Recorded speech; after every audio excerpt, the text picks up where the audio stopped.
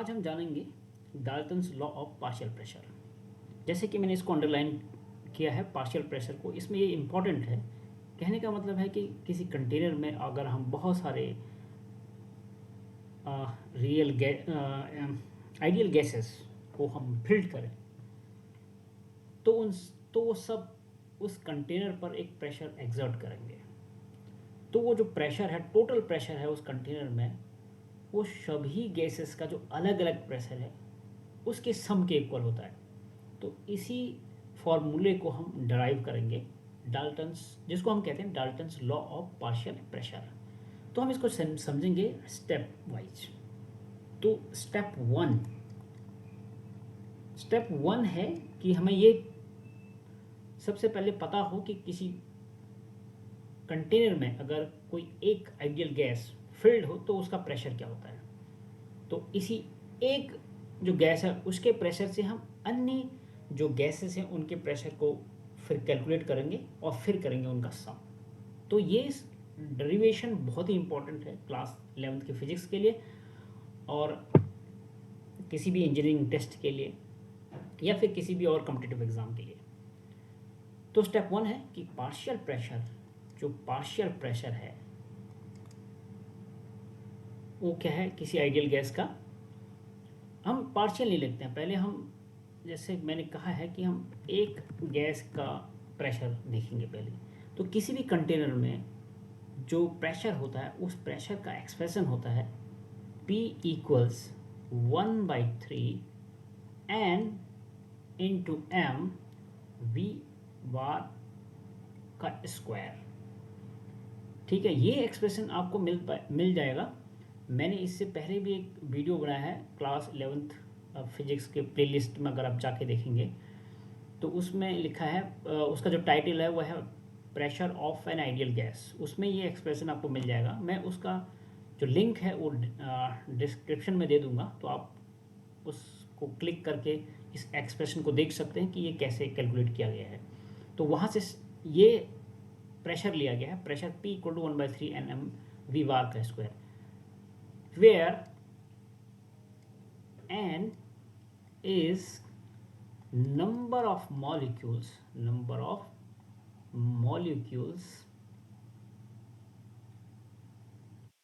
per unit volume, यानी कि एक यूनिट वॉल्यूम में स्मॉल एंड मॉलिक्यूल्स हैं। और m equals mass of a molecule and v bar squared is mean of square speed। तो ये भी एक्सप्रेशन उस वीडियो में आपको मिल जाएगा, स्क्वायर स्पीड। ये पहला स्टेप है, ये हमें आना चाहिए। स्टेप सेकंड, ये पहला स्टेप सेकंड में हमें पता होना चाहिए, जैसे मैंने बताया है, जो पार्शियल प्रेशर होता है, क्योंकि ये सब नॉन रिएक्टिव गैसेस फील्ड हैं एक कंटेनर के अंदर, तो हम उन नॉन रिएक्टिव गैसेस का जो सबका अलग अलग प्रेशर्स है उनको सम करने वाले हैं। तो पार्शियल प्रेशर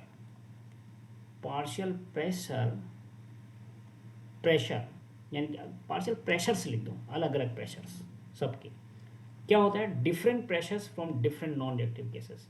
यानी कि पार्शियल प्रेशर क्या होता है, sum of all sum of the pressures of all gases, sum of pressure. ये बैकग्राउंड, ये बेसिक चीज़ है जो हमें पता होना चाहिए, इसी को हम ड्राइव कर रहे हैं। अगर आप ये स्टेप टू में, एक्चुअली ये स्टेप टू नहीं बल्कि Dalton's law of partial pressure का जो मूल जो एक्सप्रेशन है वो यही इसी स्टेप टू से आएगा। तो हम, क्योंकि हम जो डेरिवेशन है इसी डायरेक्शन में हम जा रहे हैं, तो स्टेप वन के बाद हमें ये पता होना चाहिए कि हमें कौन से डायरेक्शन में जाना है। तो देयरफॉर ये चीज़ मैंने यहाँ स्टेप टू में मेंशन किया, पार्शियल प्रेशर मतलब sum of pressures of all gases individually. और ये नॉन रिएक्टिव गैसेस मान लेते हैं इनको, non reactive gases. It means क्या हुआ कि total pressure of a mixture of ideal gases is the sum of partial pressure. इसका मतलब यही हुआ. तो ऐसे ही कंटेनर में सारे फील्ड हैं. तो अगर हम इस तरह से माने तो होगा क्या, कि जो हमारा प्रेशर होगा P, जो हमारा प्रेशर होगा, यानी कि हमारा जो टोटल प्रेशर होगा, इसको हम कह लेते हैं टोटल प्रेशर, यानी कि सबका ऐड टोटल प्रेशर, वो कितना होगा, वो होगा इक्वल्स. अब देखो मैंने कहा कंटेनर में बहुत सारे नॉन रिएक्टिव गैसेस बने, और अगर ये कंटेनर है इसमें बहुत सारे नॉन रिएक्टिव गैसेस फिल्ड हैं, इस कंटेनर में बहुत सारे गैसेस. तो मान लेते हैं कि इसमें जो गैस फर्स्ट है, गैस 1, गैस 2, गैस 3, कोई नाम है बट हम गैस 1, गैस 2, गैस 3 मान लेते हैं. उस गैस 1 में N1 के N1 पार्टिकल इसमें पार्टिसिपेट कर रहे हैं पर यूनिट वॉल्यूम, और उस गैस का जो पर मॉलिक्यूल मास है वो M1 है. इसी तरह गैस 2 के लिए है N2, इसके पर यूनिट वॉल्यूम में मॉलिक्यूल्स हैं, और इसके एक मॉलिक्यूल का मास M2 है. एंड ऐसी गैस 3 है, तो इस तरह से गैस 3 के लिए N3, M3, इस तरह से सारे गैसेस इसमें फिल्ड हैं. तो अगर हम इनको सम करते हैं तो वो सम कैसा हमें दिखाई देगा, कुछ इस तरह आएगा 1/3.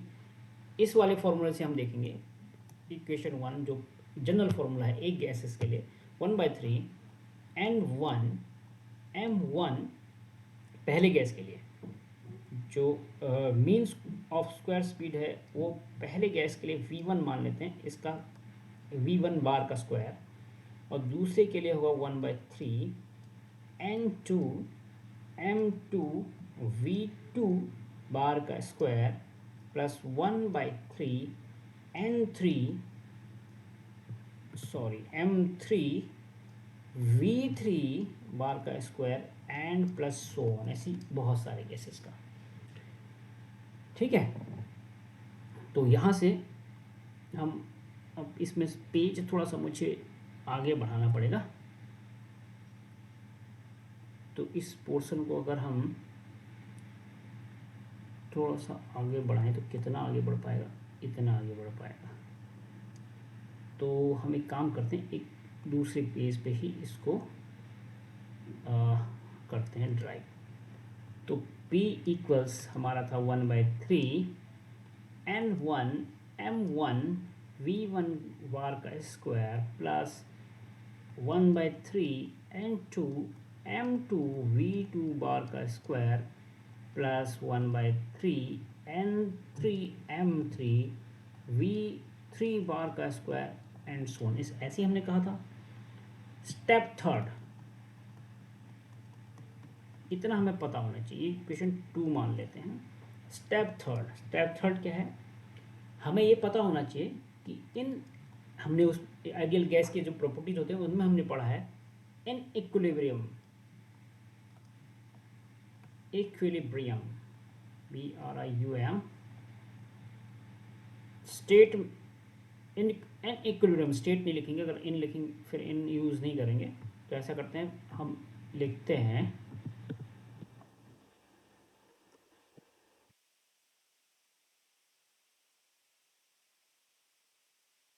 कुछ, इसको हटा देते हैं बॉक्स को. चलिए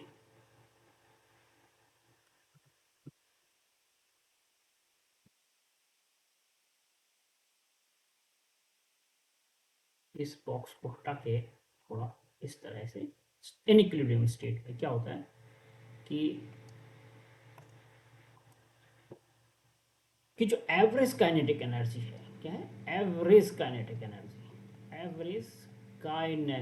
एनर्जी, यानी कि ये उस गैस की इंटरनल एनर्जी है. आइडियल गैस की इंटरनल एनर्जी है किसी कंटेनर में, वही एवरेज काइनेटिक एनर्जी जिसको हम बोलते हैं, या उसको हम बोलते हैं average internal energy of ideal gas. वो होता है E by n इक्वल्स अब E by n कैसे लिखते हैं हम? E by n, n क्यों लिखा? n का मतलब उस जो कंटेनर है उसमें टोटल मॉलिक्यूल्स n है और एनर्जी उसकी E है। अगर हम n से उसको डिवाइड कर दें तो आ जाएगा एवरेज काइनेटिक एनर्जी। तो ये होता है 1/2 mv²।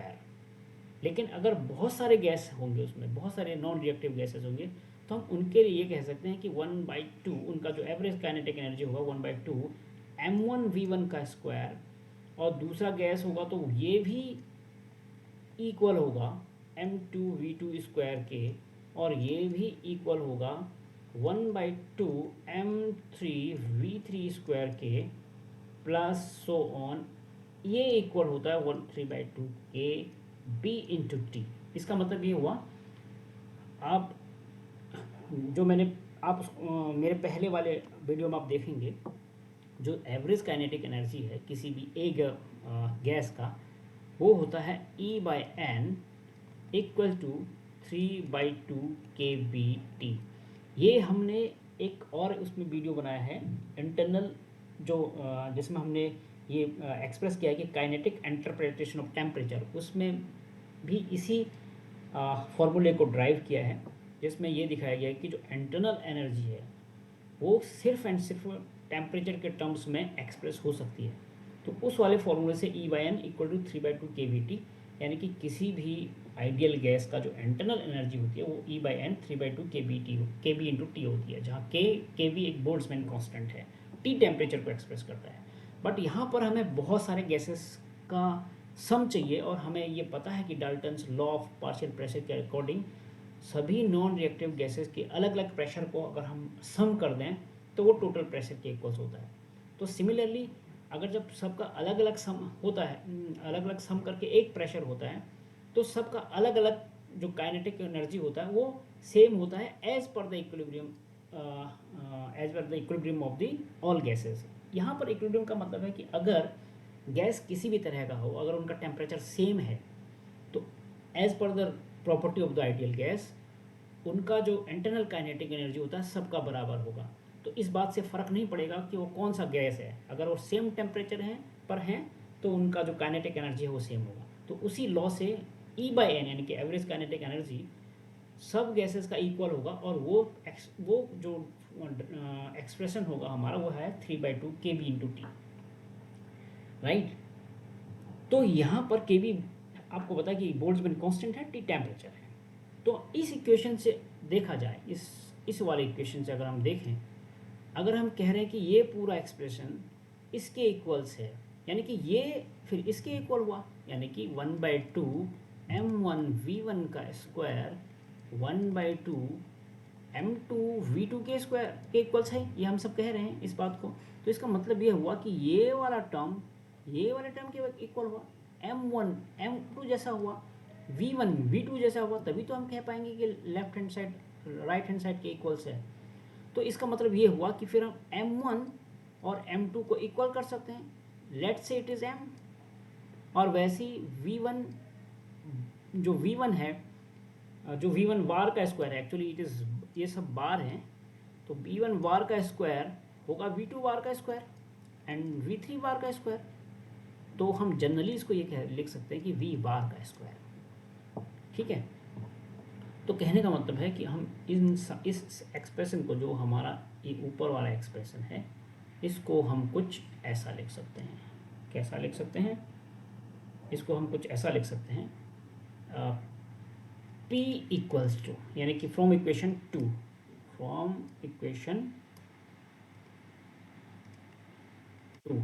P इक्वल टू हम ये लिख सकते हैं 1/3 n1, तो मैं इसको लिख रहा हूँ n1 mv बार का स्क्वायर, क्योंकि ये इस वाले इक्वेशन से फ्रॉम इक्वेशन 2 हम P को लिख रहे हैं इस तरह से, बाय द हेल्प ऑफ